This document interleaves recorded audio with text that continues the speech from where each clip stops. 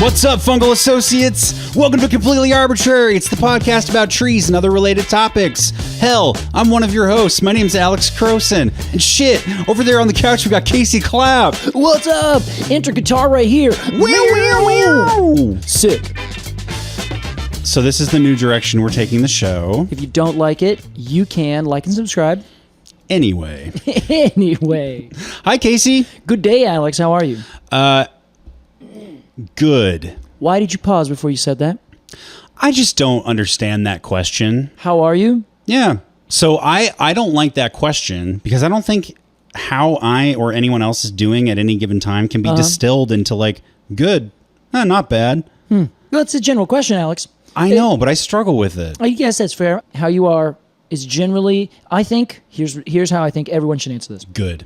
Truthfully, first off, but not too truthfully. Not like everything is going horribly wrong and here's exactly why. Yeah. It's too deep, too fast. Okay. We can get there, but sometimes the question is just like, hey, how you doing? And it could be like, not very good. And it's like, oh, well, what's going on? Then you take that next step. But you can't just force me to jump off that cliff with you, you know? But I also struggle with if I say, not so good. Yeah. I don't want them to feel obligated to ask a follow-up. Well, they're the fucking people who asked you how you're doing. That's kind of on them. They opened the door. I suppose so. They could have said, what's new? I will They could have said assume something that else. most people say it sort of surface level. Exactly, which is fine, and it is the case, but they need to be prepared for that question to continue. Well, Casey, I will say I'm doing good because today we're talking about a tree. And who doesn't that's love so talking good. about a tree? And this is as much as I know. I know we're talking about a juniper. Yes. Before we go, we have to make sure to talk about our pre-sale that's going on right now for the holidays. Oh, my God. Sorry, I know that it's your job to run the show. No, I'm glad that you brought it up because I forgot. Okay, this is how it goes. We're having a pre-sale That's right, we are. on our merch store, arbortrarypod.com/merch. What does that even mean, Casey? Well, Alex, it means that we have opened up the floodgates to 10,000 new items and old items in new ways. So, it's cold outside, right? Yes. Becoming cold. That means you're going to need to go buy longer sleeved t-shirts and sweatshirts. Yes. We have them in black. We have them in white. Long sleeve tee with the famous Dawn Redwood that we have had for, I think, a year or two now. Yeah. But we have updated that and added in a second version with the Oregon White Oak on it. That's right. All drawn by Evan A.P. Roberts, a fabulous piece of clothing. Yeah. But- They're beautiful. It doesn't end there, though, because it's going to get a little bit colder yet.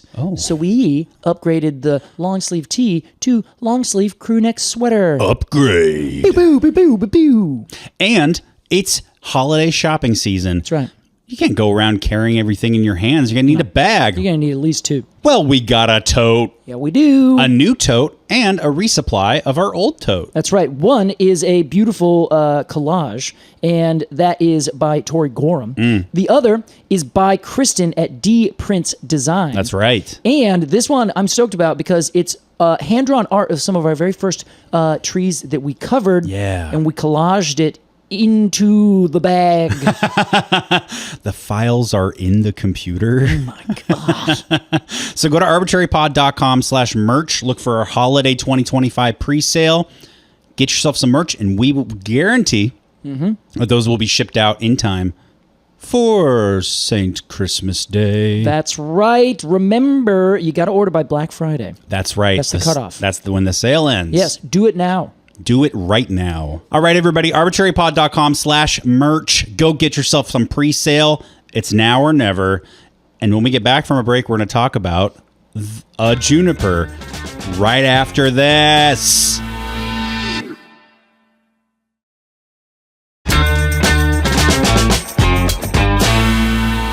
Welcome back to Completely Arbortrary. Today we're talking about a juniper. Now, Casey, let's tell everybody what's going on. Okay. Before we started recording, I said, Yeah. I noticed, well, I won't say that, but I will say, Casey, what tree are we talking about today? Yep, I know what you noticed. That's okay. And you said a juniper. Uh-huh. And I said, is that as specific as you're going to get? You said, yeah. That's it. So as far as I can go. Maybe we should unveil the secret behind this episode. Okay. And then we'll imagine that you and I are walking somewhere and we see something. I will level with you. I could not decide on which one to do. Wow. This is not Casey being clever and creative in a magisterial sort of way. This is me looking up one tree and being like, I'm going to choose a different one. Then I looked up that tree, and I was like, okay. Then I was like, let's just look at the genre. Let's just look at Juniperus. Wow. Let's look at this. Let's see what we got here, and let's read through that. And I was like, okay. Okay. What about that one? Well, I'm curious. Okay. It's good acting. Then Oh. I opened my horizons. Whoa. And I was like, we don't need to just talk about one tree. Wow. Right? You're thinking outside the bark. I was thinking outside the bark, Alex. That's and good. and here's what I came up with. If we want to put something onto this, then I think it would only be appropriate to put it as the initial tree that I had wanted to talk about, that I could find very little about. Oh. Which makes me sad. What is that tree? It is the weeping juniper. Weeping juniper? Yes. And prepare for the penis jokes. It's Juniperus flaccida. Oh, no. It's a funny name. Well, Casey, let's imagine that you and I are leaving the doctor's office. And who is it sitting in the reception room waiting to go in? It's a Juniperus flaccidus. Let's ID this tree. Yes, indeed. Okay, so Juniperus flaccida, Flaccida. otherwise known as the drooping juniper, the drooping cedar, cedro liso, amongst other names. Okay. Now, this is a species that is native to very, very far southwestern United States. And I mean like the Chisos Mountains in Big Bend National Park, Okay. and then down through Mexico, Cool. which is notable per what we want to talk about. And if you go to the conifers.org, the gymnosperm database, and you look where this tree is growing, you'll notice it's kind of a scattershot pattern where there's like a bit over there, bit over there, bit over there. It's like salt on top of a cracker, where it's nicely distributed, but it's kind of like randomly thrown in there, where there's like, it's perfect. This is like someone just went over and went, Sure. sprinkled juniper, kind of not everywhere, but just like a big piece of flake salt here, a big piece of flake salt there, big piece there. But it's not like, here's a forest of juniper. Okay. Okay. So that's like where I want you to start. Okay. And this is, I promise, going to go somewhere. I know it sounds like it's not. Okay. Well, I'll say, yeah, just leave your inhibitions at the door. Thank you. I'm taking my pants off. Drop your keys in the bowl and let's talk. All right. Flaccid juniper. Here we go. So it grows down in this kind of southwestern and Mexico kind of landscape. Dry. Yes, very dry, but it doesn't necessarily grow in the driest parts.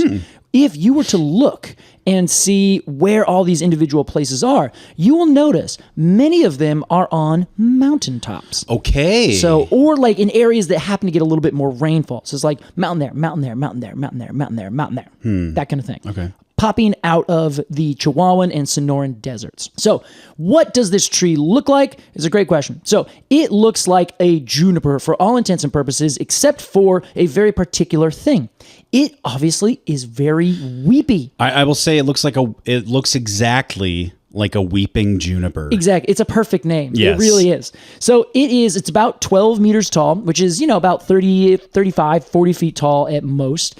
And it usually has a couple stems that break off and fork kind of low to the ground. So it's definitely a shrubby-ish kind of tree. It will have often one or two main leaders as it grows older, but it becomes very rounded over time. It grows to this nice little roundy, kind of little droopy little guy. It doesn't really. It looks like a painting that has been like moved really fast and like the kind of got blurry. Sure. I'm imagining like a Van Gogh. Yes, or the old the screensavers for Microsoft, where it's like the Windows thing that just bounced around the computer. Oh, sure, yeah. And you could see the tiny little like shadow tail. Yes. Right afterwards. That's kind of what it's like. You got a freeze frame of that. Burned into the monitor. Yeah, exactly. Yeah. So it has a nice brownish kind of bark, nothing too fancy or special, but it does have like a really nice fibrousy kind of exfoliating look to it. But it's also very hard bark, so it's not like quite as shaggy as what you'd expect for like a really, intensely exfoliating kind of thing. It just kind of looks like some hard and fibrous looking bark. I will say I think this is one of those trees. Maybe you alluded to this earlier. This is one of those trees that's hard to research because it is so synonymous with landscaping. Well, really? I looked up weeping juniper here on Google.com. Oh, I've heard of them. And it's just, links to nurseries and here's how you buy this thing, where to plant it, and all that. Yeah, and that makes a lot of sense. And you can definitely see it growing and planted down in the Southwest, for sure. More than just this one area. But technically, in the United States, it's only native to one teeny tiny little grove in very southern Texas. Well, actually, it's in Big Bend. It's not quite as far south as you can possibly get. But it's in where the Rio Grande does this big swoop, a big bend in the river, and goes back north a little bit. So it's kind of like the little knob on the west side of Texas. Okay. And so really, if you collected seeds from it, it would have been from a national park. Oh, is that illegal? Technically illegal. Is that a federal crime? I believe it is a federal crime. But you know what?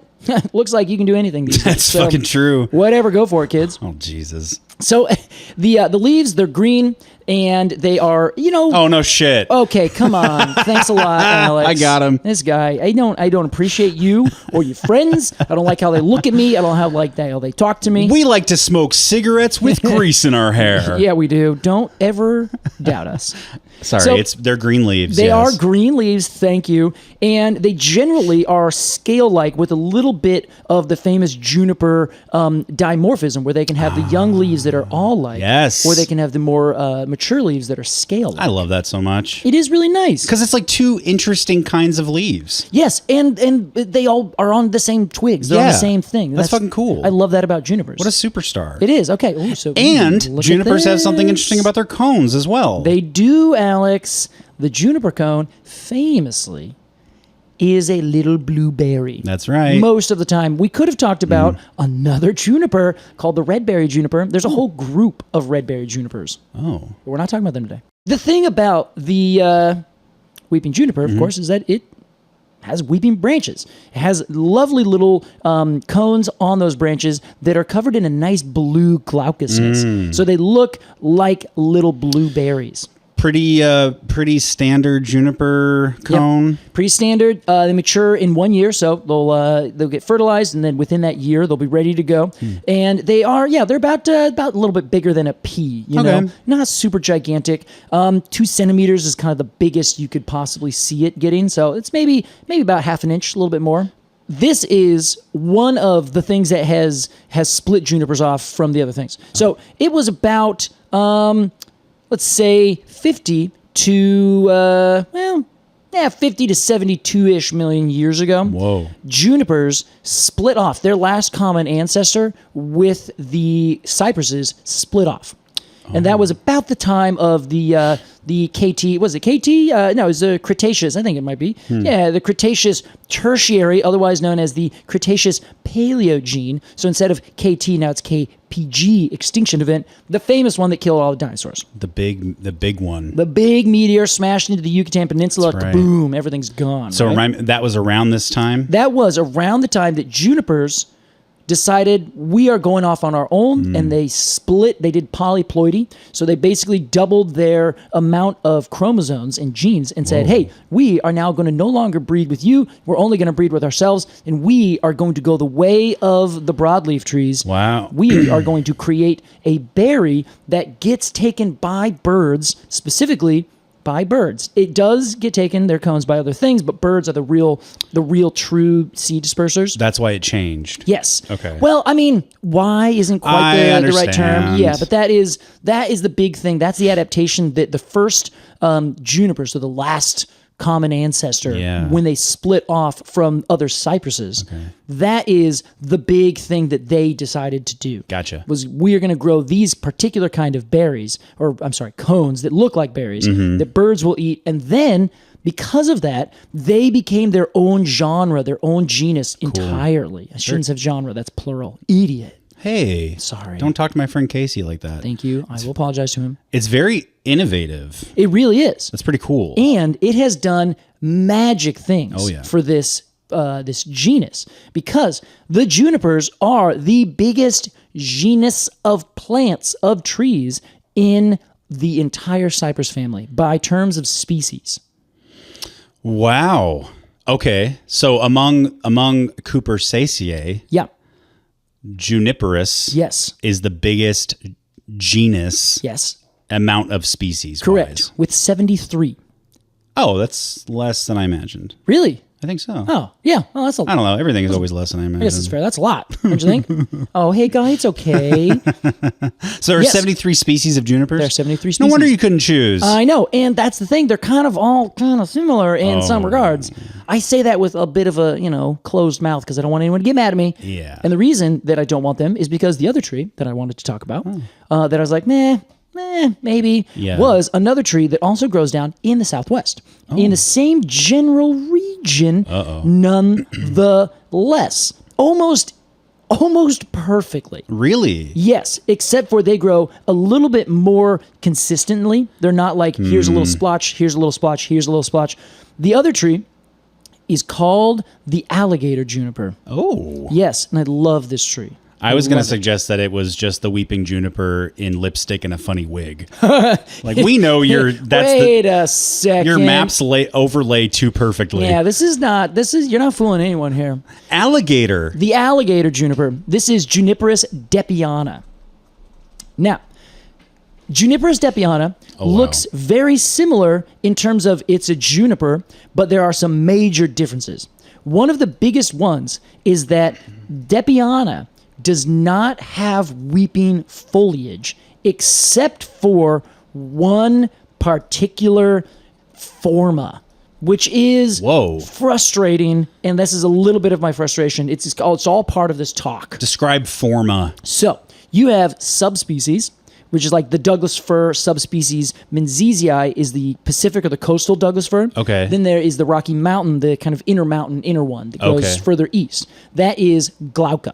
Okay. So those are two very similar trees. One and the other can breed. So they're one species, but one grows extremely differently in a different place. The other grows extremely differently in a different place. This is like shore pine and lodgepole pine. Exactly, subspecies. Then there is variety. Oh. Variety is kind of like, yeah, they're different, but it's kind of like based on the environment. It's based on like, it's not quite as distinct. It's not quite as easily and clearly separatable. And often if you move those two together, they'll interbreed and they'll kind of just lose their distinction. Interesting. But variety still counts, but it's more like, I don't know, instead of growing perfectly upright, they grow more droopy or something like that. So that is like, variety is a little bit less. It's not quite as intense of a difference. A little less clear cut? Or is it very clear cut? It's more just like a smaller number of traits differ. Okay. Yeah, that's the best way to describe Among a subspecies or a species. Exactly. Okay. Then you have forma. Yeah. And forma is one step lower than that, which is almost like, so it's like one has glaucous blue leaves and the other does not. Everything else is exactly the same. Now, is forma on a specimen level? Yes. Like these, what do you mean? These are like two of the same variety trees. This one's cones are like a half an inch bigger. These are different forma. Yes, kind of thing. But you don't call them different things. No, they would be, instead of saying Juniperus depiana variety depiana, you would add Juniperus depiana variety depiana forma Zacotecensis. Oh, so it is a formal thing. It is formal. Interesting. It's a formal description. Oh my gosh. Forma is a formal description. Very nice. Yeah, thank you. These splitters are getting out of hand. They really are. And That's it's like, crazy. okay, but so, and now here's the thing. So depiana, variety depiana, is one of 4 different varieties of Juniperus depiana. Again, this is the alligator juniper. One thing to note about the alligator juniper, along with these, is that it has, in particular, platy bark. It's alligator skin. It's alligator skin bark, and it's so beautiful. It is really so nice. Cool. And it kind of flares at the bottom of each scale. Yes, it's like they're about to like bend off, Yeah. But they look like these little tiny squares that are covering it up. It looks like alligator skin very much, like to a T. Very handsome. You would put that on a boot if you could. Oh, bark boot. Absolutely. Make a bark boot. That'd be sick, I dare you. Make a bark boot. Of Juniperus depiana. There is variety depiana, gamboana, padania, and robusta. So those are the different varieties. Who cares about those? Then you click into the depiana, variety depiana. Then there is Forma elonga, Sperii, and Zacotecensis. And Alex starts to explode. I don't like this. I know. Now, here's the differences. So, Forma elongata occurs only as a scattered tree in the Davis Mountains in Texas.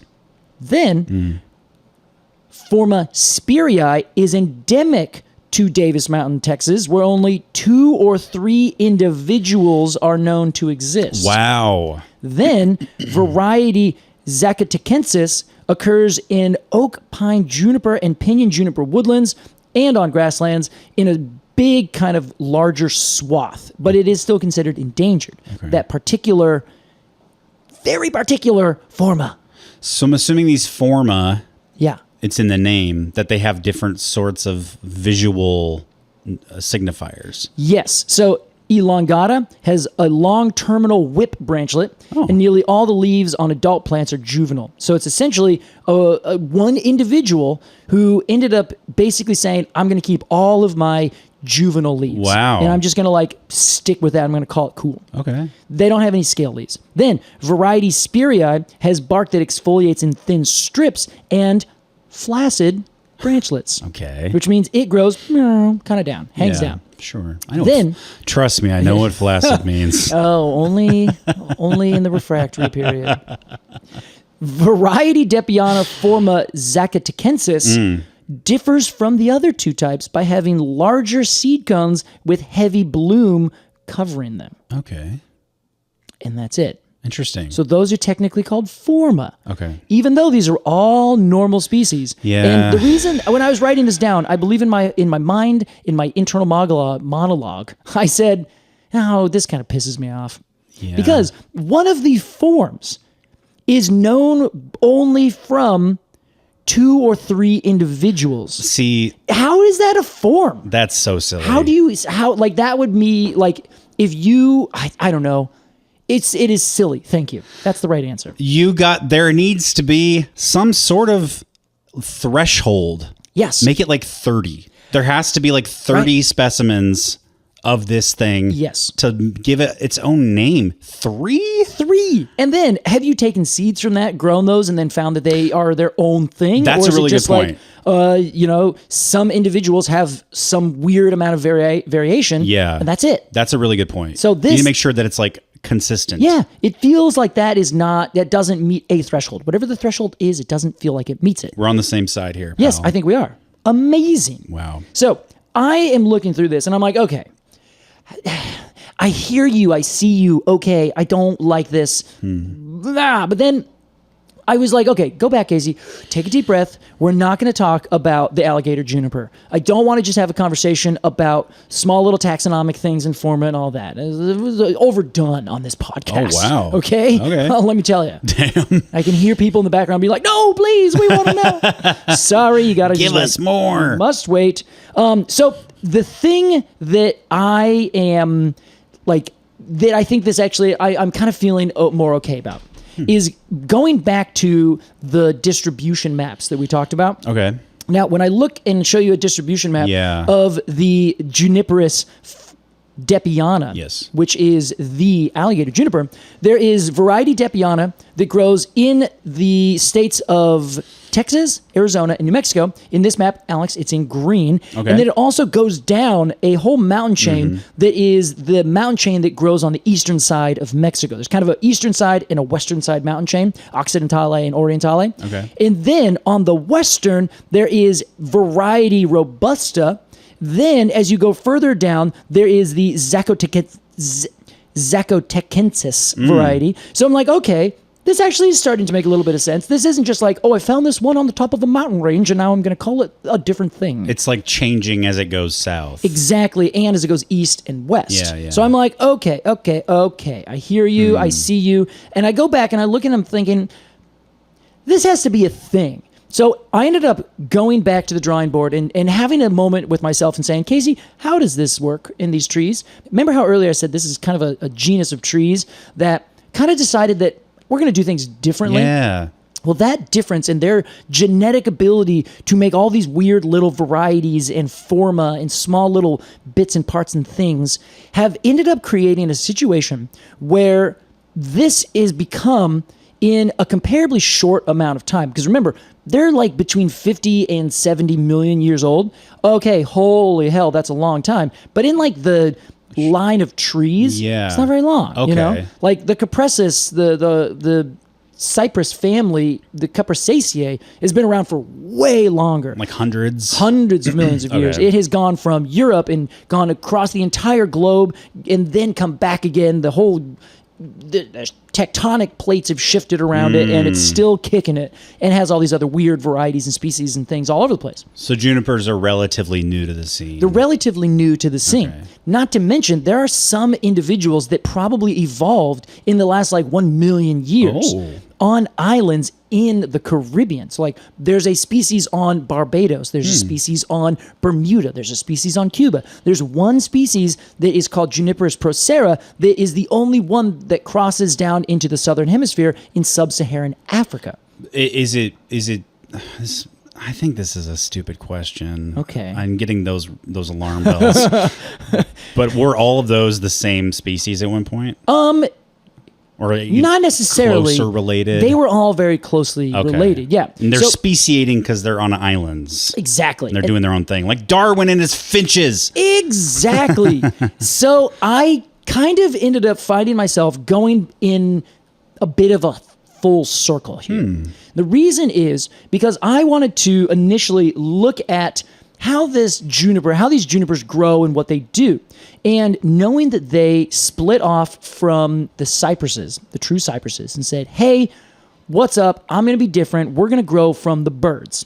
The birds are not beholden to the other limitations that other trees are beholden to because they can fly wherever the hell they choose. And they can drop those seeds via their poop onto a new place. Birds ain't no wind. Exactly. They ain't no wind. It'll take you a pretty decent ways. Allegedly, the only native bat species to Hawaii got there because it got caught up in a storm. No kidding? Yeah, that's the best that we can come up with. Damn. Otherwise, how the hell does a bat fly all the way across open ocean and get to the Hawaiian Islands? With a little bit of luck and a whole lot of courage. Exactly. Yeah. I'm going for it. And it just flaps a couple thousand miles.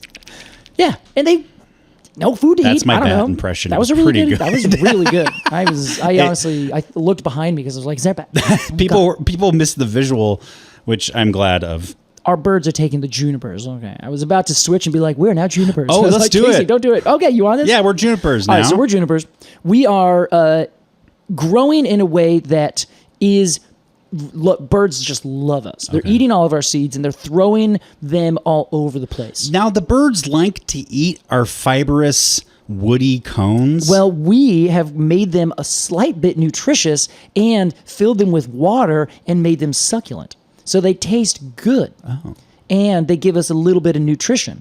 So they are essentially just a version of a berry. They are just a convergently evolved berry. It doesn't look like something a bird would enjoy eating. Yeah, but you're not a bird, right? Correction, it does look yes, like something a bird would enjoy. It feels like a trick. It does. It kind of feels like a trick. And I think probably it was a trick. And then the selection pressure made it so that the better that your trick was, the more you faked it, the more you made it. Cool. Where you would basically say, well, okay, if I make a little bit more succulent, if I had a little bit more flavor, if I had a little bit more of this color, more birds will eat it. So they basically say, make this better for us and we'll eat more.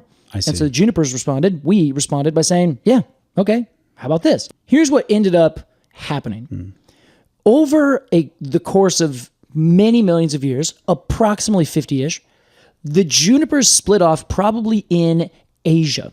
And they then grew around a band in the world back when the Atlantic Ocean was still very small, like kind of a thin thing, when the continents of Asia and Europe and Africa were not so far distinct from the continents of North and South America that birds could conceivably just fly over the top in like a matter of, a day or two. Wild.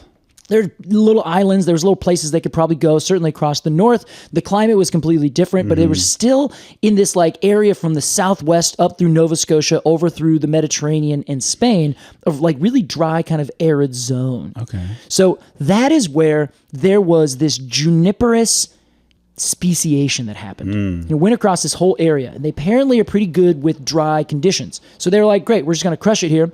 A lot of them in Europe ended up going extinct, but there's this grouping over in east, in like the Himalayas and in that kind of South Asian area. And then there is this group in the North American Southwest and Mexico that are all very closely related. So closely related where we're kind of like, is that a species? Are they two different species? Are they subspecies? Are they all like one big group? And how exactly are there so many of them? Well, it turns out, Alex, because of these varieties and forma and the plasticity with which the junipers live their friggin' lives. I like that. And, that word in that context. Thank you, Alex. I appreciate this. Cool. Plasticity. And their affiliation with birds, taking them to different places. Damn. All these things have added up to make the junipers writ large one of the more successful groups of trees, and specifically conifers, in modern history. Wow. They basically get taken from one island to another island. In the case of the literal water islands in the Caribbean, they have been put on one individual island by some bird, taking it from some other close island, and then boom, give it a little while, they speciate, now you have species A on this island. Then the old species that was on the initial island then gets taken to another one, and it speciates, now we have species B. Well, technically we have species A, B, and C. Right. So that happens not only in real islands surrounded by water, but the sky islands of those particular zones that I had initially brought up, that like nice flake salt over the top of a cracker. In case he says sky islands, he means mountains. I mean mountains in what amounts to a desert, right? So in the Southwest, there are what's called the Madrian Sky Islands. Wow. Yes, they're Tolkien-esque. Cool. Right? We're going to the Madrian Sky Islands. So these are these islands, and they are these like super tall mountain ranges that just kind of come out of nowhere, literally from the desert. And then all of a sudden it's just like, and boom, this giant range pops up. So those ended up coming from volcanic activity about the same time. It was like 35 to 44 million years ago. Okay. Right? So it's like within this time period where these junipers existed, after they speciated, moved across into these dry areas, then these mountain ranges started to kind of come up. Where are those sky islands you were talking about? They are in New Mexico, Yep. Arizona, southwestern Texas, and then all through Mexico. I am oriented. Thank you. Yes. So the Chiricahua Mountains are a great example. Any of these mountains, if you go down to Tucson, Arizona, and you just kind of look out, you can be like, well, there's a giant mountain range. There's a giant mountain range. Oh, wow. And if you're driving through this area, they just kind of pop out of nowhere. Crazy. Where you're just kicking it, and all of a sudden, boom, there's a huge thing right over there. Whoa. It's kind of like the Basin and Range in Nevada, in the Great Basin area in the West. Yeah. Where there's like these gigantic mountain ranges that are usually usually north-south oriented. Yeah. And they just kind of come up, they reach 12,000 feet, and then they just go away. Whoa. And they're just like these big, long things. And now the reason for that is geologically far different than what's happening down in this area. Okay. But the point is, you get these islands that essentially isolate individual species.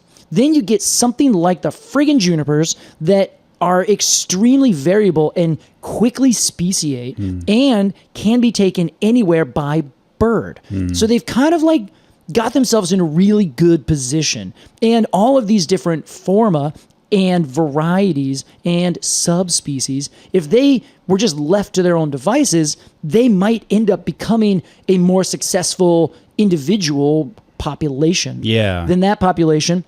in time, being isolated will become a new species. Right. So we could, if we just like fast forwarded speciation and evolution over maybe another 10 million years, then we could find that all of these individual sky islands, assuming they didn't change that much, of course they will, but that all adds to it, then all of these different junipers are going to like continue to become weird different species all over the place. Now, because of the plasticity Yes. of junipers, on a large enough timeline, they would like, speciate, become very clearly their own thing. Yeah. But then wouldn't those start to like go off and do their own little formas? Yes, yeah. So then you get two different things. And when we were talking about furs last week, we chatted for just a second about the two different kind of ways that you can really have species get created. So in the Himalayas, there were already true furs in the area when they started to come up. Okay. So as they started to come up, there was different elevational gradients. There were different canyons. There were different ecosystems or small little areas that the trees would grow into, and then they would have adaptive radiation, where they basically find a niche, adapt to that niche, become a new species. Oh, okay. Then you have the exact opposite happening down here in the Southwest, where there wasn't anything new that came up and kind of pushed all these different new environments around. It was kind of like everything got really dry. And so the only places you could live with enough water were on top of these mountains. And because, or with the junipers, they were taken there from somewhere else by a bird. Yeah. Because a bird's like, oh, well, there's water and things to eat up there. I'm going to go over there, bloop, drop a seed. Now you have junipers growing there. Okay. Now they're isolated, but they're isolated not because something grew up and they were already on top of it. They were taken to already isolated spaces. Sure, okay. And then they couldn't breed because, of course, they're way too far away from their buddies. See. So we get this amazing idea of evolution and speciation happening. As you noted, those individual species on these islands, if given enough time, they would do that same thing as finding new niches.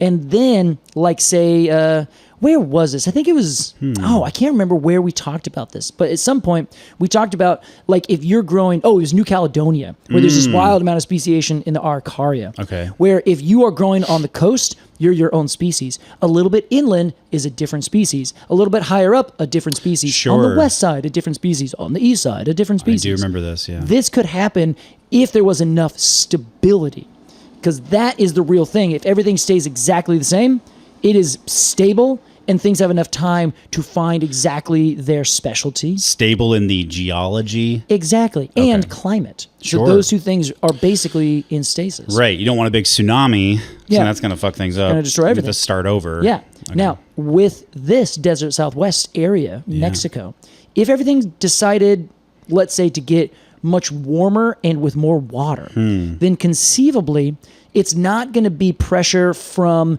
a changing climate and changing geology. It would actually be pressure from other trees that basically, like true firs, would be like, oh, hey, well, this looks like a nice place to live. Start moving in. They will move in. They will push out the junipers, and the junipers will have to go down and out. Why will the junipers have to move? Because why won't they outcompete the trees that come up? If the trees are bigger, taller, tougher. Who knows? Yes, who knows which one? Right now, the junipers are crushing it. Gotcha. But it could be that if things change and get less harsh, then other species that can handle less harsh conditions will outcompete the junipers that are specialized in those really harsh conditions. Interesting. Yeah. Anyway. Wow. So I'm left with a question. Did we talk about the Juniperus flaccidus? Flaccida. Thank you, Alex. Duh. I'm left to ask the question, did we talk about Juniperus flaccida today? And is it the hangy juniper that is really the power player in these areas? It is speciating like no one's business. Or did we talk about the different species and varieties of Juniperus depiana, the amazing juniper that is covered in alligator skin?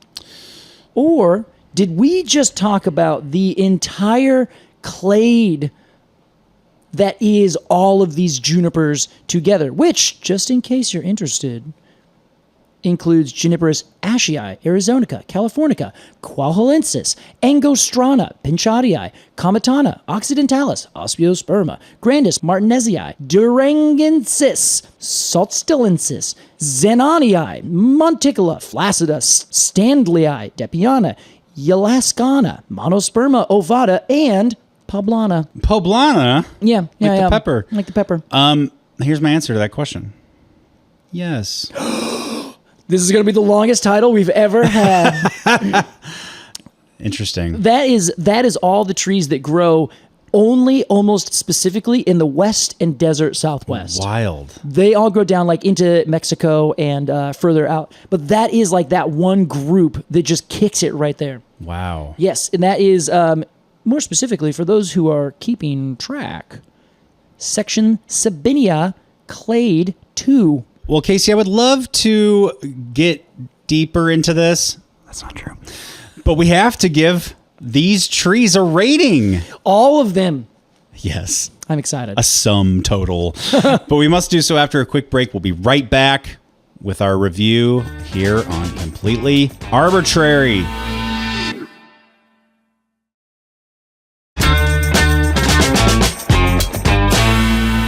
Welcome back to Completely Arbortrary. It's time to give a rating. Oh, God. Well, yeah. So let's go with your original pitch. Yes. Say this is a rating for the weeping juniper. Agreed. And then maybe we can give a sub rating to its constituents. I actually, I have a second proposal. Okay. Well, actually, I don't really. Never mind. Continue. Wow. Will you marry me? Will you marry me? That's the second proposal. Okay, Casey, here's how it works. Yep. We're going to give some final thoughts on the weeping juniper, and then we're going to give it a rating of 0 to 10 golden glaucous cones of honor. All right. And as our resident expert, we'll begin with you. All right. I am going to do a particular thing. Okay. I am going to give an average. These trees are rated 5 out of 10. You gave an average to the clade. I gave an average to the clade. Okay. Now, I'm doing that because I'm sure we're going to run into some that I'm like, that tree rocks. 9. And then others, Alex, I'm sure I'm going to say, that tree kind of sucks. 2. Yeah. I'm going to go back and forth. I'm going to find different ones. There are even, I'm pretty sure, some shrubs. I think there's some shrubs. God, we can't talk about that. Back and forth so much to the point where you might as well just give it a 5. It's just going to be a 5. Okay, fair enough. Now, I think that flaccida is going to be on the higher side of that. Okay. I think that I would give them a 6.66. Dude, that's sick. Yeah, dude, that's rock and roll. I will give the weeping juniper itself 6.66. That's right. And I will give the clade on whole an average of 5. Okay. Because some are good, some are bad. Sounds good, Case. Well, here's the thing. Oh, no. I think the weeping juniper is kind of just okay. I actually, when you mentioned the alligator juniper, I was like, oh, man, I want to get more into this guy. But only because of the bark, which on our episode will last about 30 seconds. Yeah, talking people are about the bark. they've already forgotten about it. Yeah, if you need reminding, the bark looks really cool. So I would like to talk about that. I would like to give a rating to that one. Yeah, it might be in the 7s. In the 7s, so high.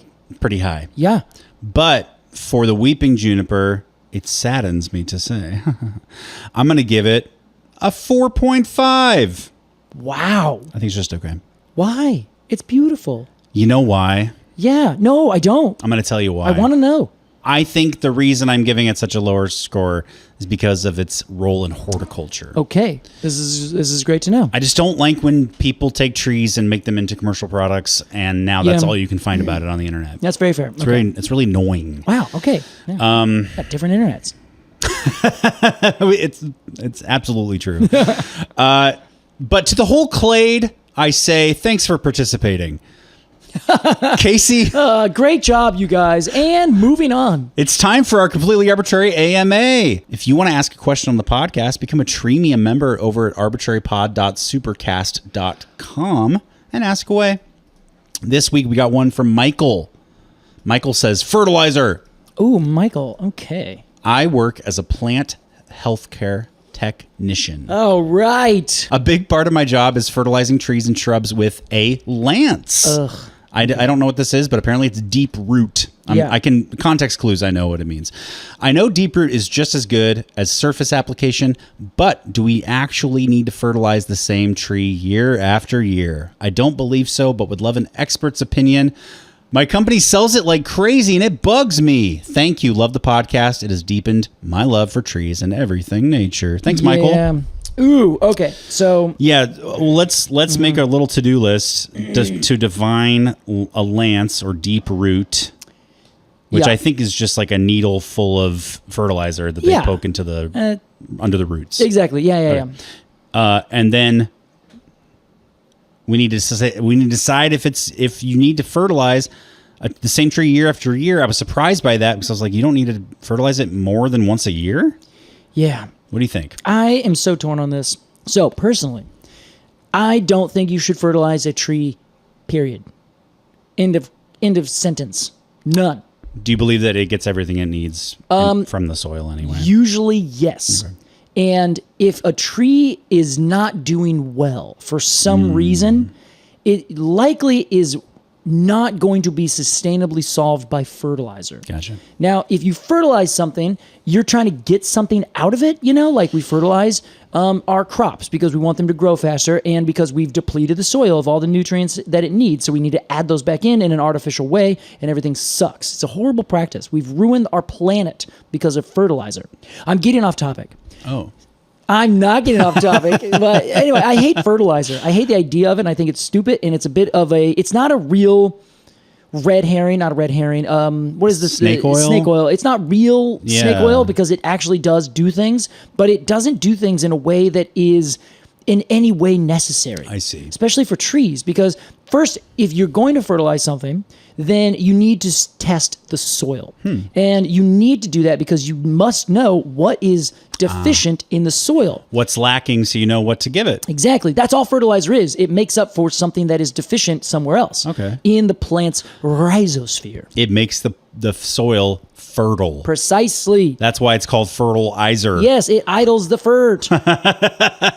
So the thing is, what generally is missing? Well, it's probably going to be phosphorus. It's probably going to be nitrogen. It could be a few other things. But the issue that really bugs me is that it has become what's wrong with this thing? Well, just give her some fertilizer. And then we fertilize the shit out of everything. A cure-all. Exactly. And not even a cure-all, just like a default thing you do. Yes. Or someone asks for it. They're like, yeah, my tree just doesn't look good, so I think I just want to get it fertilized. And you're like, well, and you could say, yes, we could fertilize your tree. It may or may not actually give you the response that you want, but you want something. You want something to be done. Sure. It's like the classic, if you go into a doctor and you have a cold, you just want them to not tell you, go home and just get it rest. Totally. That you want something, right? Yeah. Something to show for the effort you're putting into trying to save this tree. But yes, exactly. Now, in the human department, we would give people antibiotics. And antibiotics do not solve the problem that is a cold. It's a virus. So now we've created this issue where we're giving antibiotics to everything all the time. I see. And it actually causes way more harm than good because we're not really prescribing it in the right way for the right time under the right circumstances. It's a Band-Aid over the top of a larger systemic problem, which is soil health generally we're destroying. Okay. So anyway, I'm getting back off topic. So everything's fine with trees. Sorry, you can see I don't like this. Casey is getting riled up. Casually though, look at my stance. I know he's you look like Joffrey. Yeah, exactly. About to casually behead somebody while I'm telling everything else.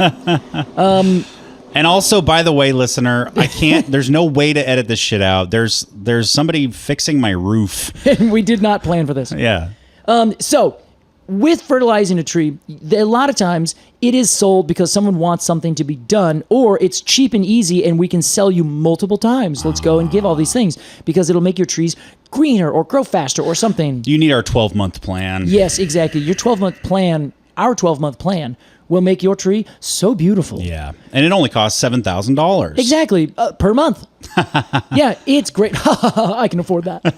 So it's like it's usually, I mean, like 99% of the time, not necessary. Okay, interesting. Not I had to mention, no idea. Yeah, and trees are huge. Their roots, a lot of times, if you are giving a fertilizer, you're doing it like really close to the tree. Sure. And you're like, okay, we're going to go out like 10 feet, 12 feet, 15 feet, whatever, from the tree, and we're going to put these little shots in the soil. Oh. Then the roots the roots around it will then say, oh, great, and it'll suck it up.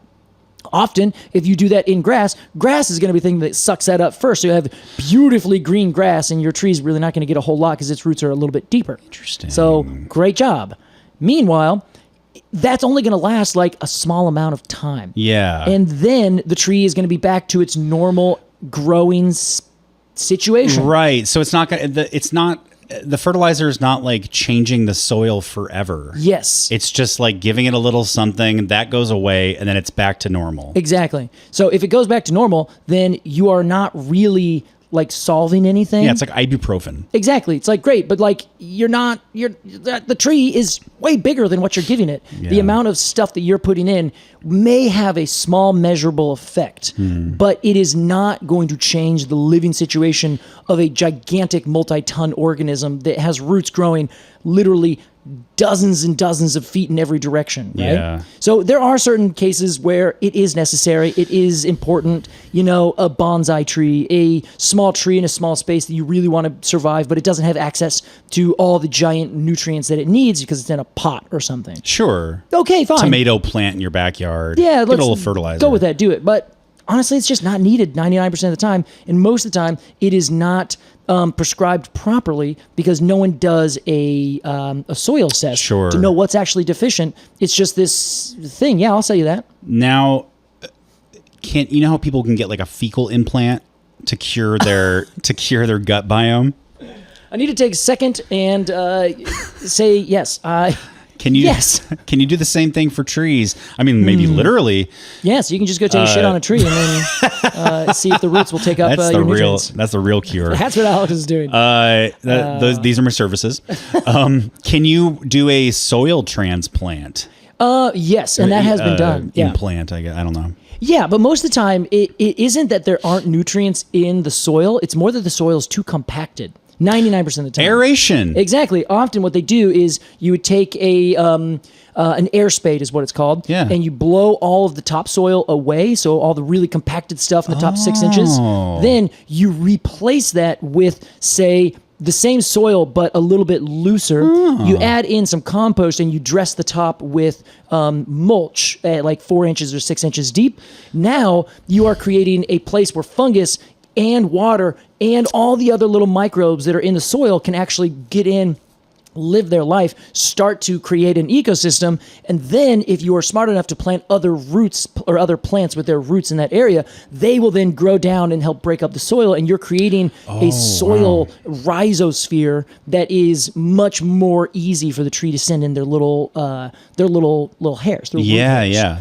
So yeah, That's right. Okay. You could do that. There's also like, your soil is really contaminated or something's wrong with it. If you can diagnose what's wrong with it, you can put in new soil. But 99% of the time, get rid of your grass and put a layer of compost and then mulch on top of this kind of new exposed area. Okay. And you have solved the problem. Wow. You've made that tree happier. You've kept more nutrients and added in more fungal connections and done all the things to fix the soil. Interesting. It's really not that hard. It just takes time. Sure. It's not going to happen that moment. And effort. Exactly. And you're not going to see the results right away. Yeah. Which we really want. You know? Everyone wants that. And yes, your tree will be a little bit greener because it just got this shot of phosphorus or nitrogen. Right. And then it's going to be back to normal. Now, but here's the thing, though. If I know consumers, we like we like to latch on to one thing. Yeah, a quick fix, a pill. But not only that, but like there can't be multiple quick fixes. Like just give us one thing, like fertilizer. Great. Yep. Now that's our answer for everything that has to do with our plants failing, right? Totally. Exactly. And like everybody knows what fertilizer is. Yeah, fertilizer. You want to fertilize your lawn. It goes on the menus at tree care companies and menus.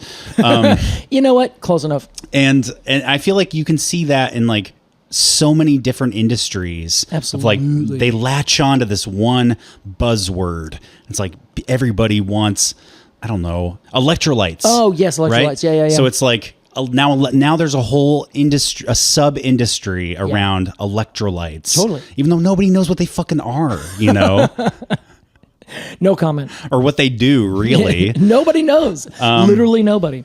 Do you know what I'm saying? I know exactly what you're So saying. I think it's like good marketing to be like, fertilizer, great. It is. It's been very successful. It has. Do you know why it's been very successful? This is a quick aside. It is post-World War II.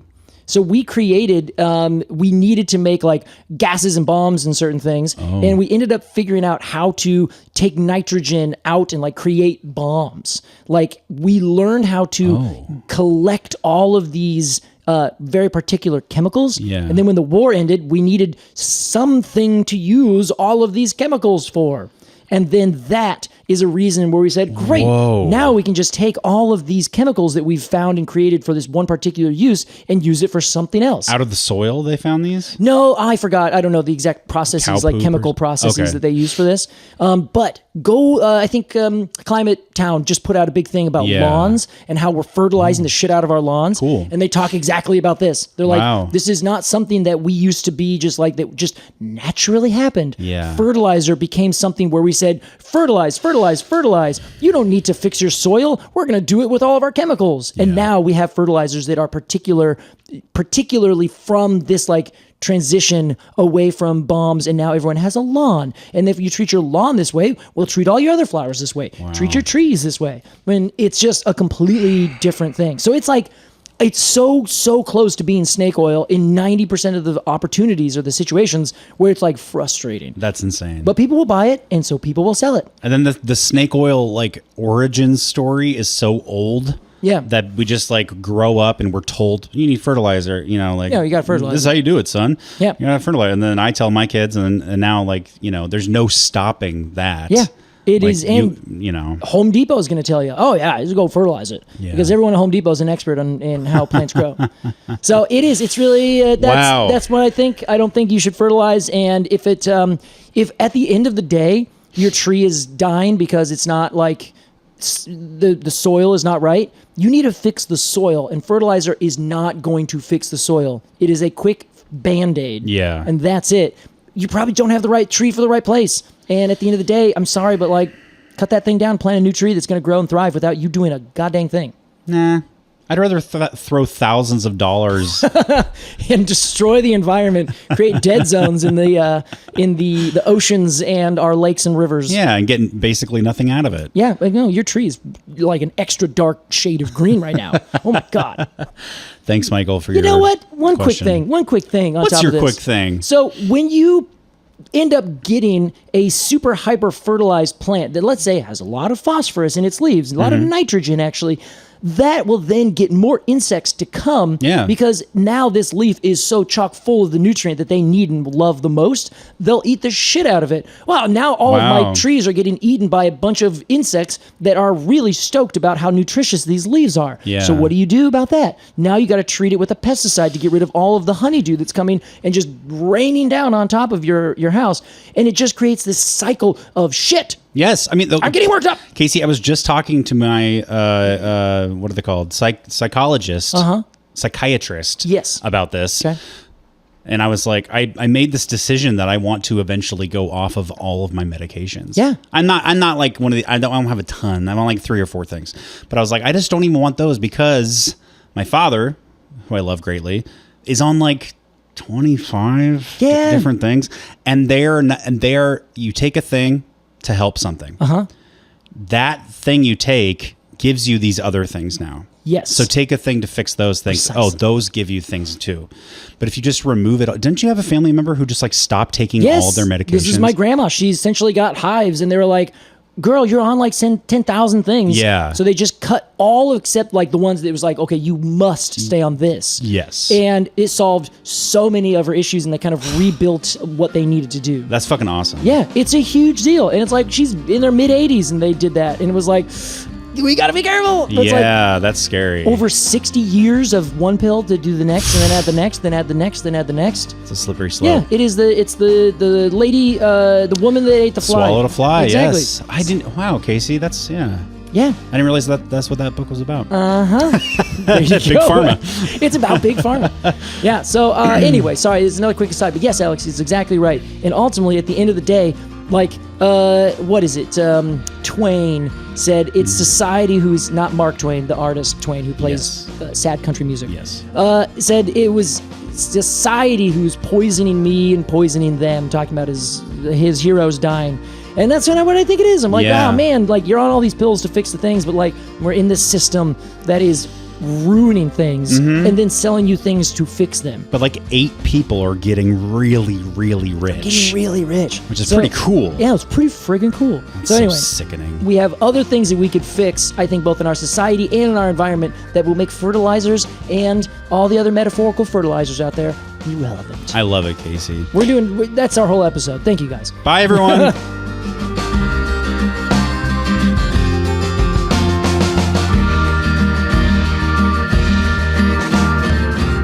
Completely Arbortrary is hosted by Casey Clapp and Alex Crowson. Our music is by Aves and the Mini Vandals, and our artwork is by Jillian Barthold. To support the podcast and get rewards in return, become a Treemium member at arbitrarypod.supercast.com. Thanks for listening.